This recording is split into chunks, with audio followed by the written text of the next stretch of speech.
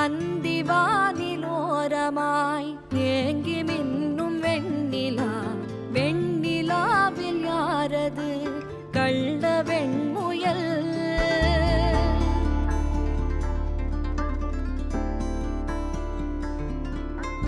இங்கு நீல ஓடையில் முத்தம் தெளிக்கும் வெண்ணிலா, வெண்ணிலாவில் யாரது குள்ள ஆமையோ?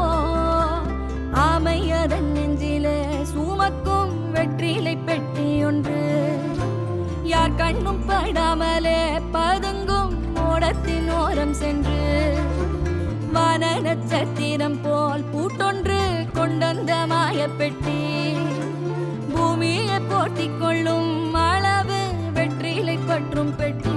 செல்லமே வாணி கதை கேட்டு மெல்ல விழி மூடு மார்பி